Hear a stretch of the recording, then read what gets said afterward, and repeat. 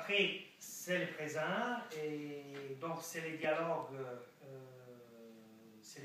entre les 35 et les digital. Donc, chose essentielle, chose qui est assez étonnante, c'est qu'il y a assez peu de réflexion sur ces passages épocaux du 35 au digital. En effet, c'est le passage le plus énorme et traumatisant de l'histoire de la technique cinématographique après l'arrivée du sonore.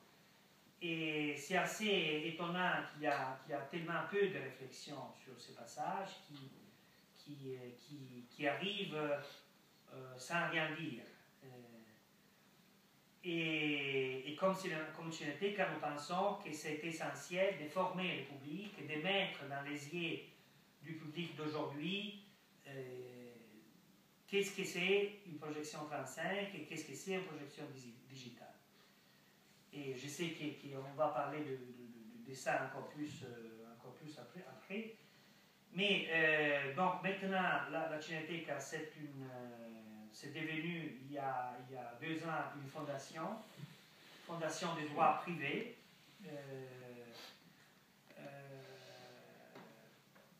Passage essentiel pour continuer à développer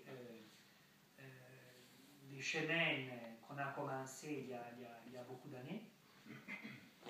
Et c'est une équipe de 40 personnes, 39 personnes, c'est une équipe relativement jeune. C'est une équipe motivée et qui gère des collections de 40 000 copies, donc avec une archive safety, un dépôt nitrate assez beau, une collection photo de millions d'images. La moitié, c'est des images de Bologne, de notre région, et la moitié, c'est donc à peu près 500 000, c'est des images de cinéma.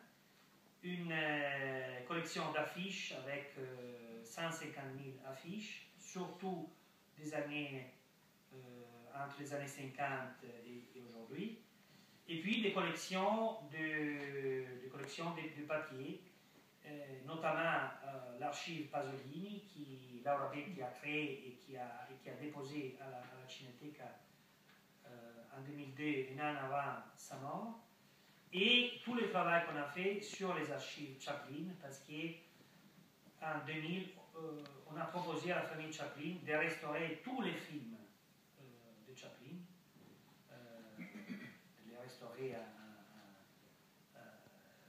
chez nous, et de digitaliser toute l'immense collection de papiers qui, à l'époque, était conservée à Paris, dans le bureau Chaplin. C'est une collection papier extraordinaire parce que Chaplin, à partir de 1918,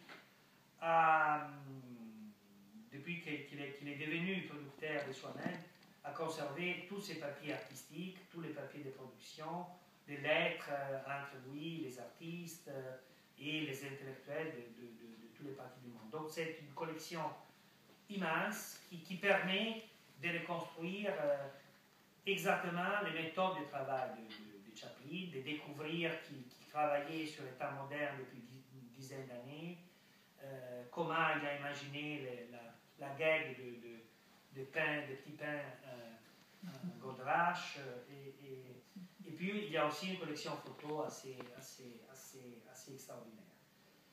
Et puis, bon, d'autres fonds, et aussi une bibliothèque qui compte 35 000 volumes, qui est une belle bibliothèque de cinéma et de photographie.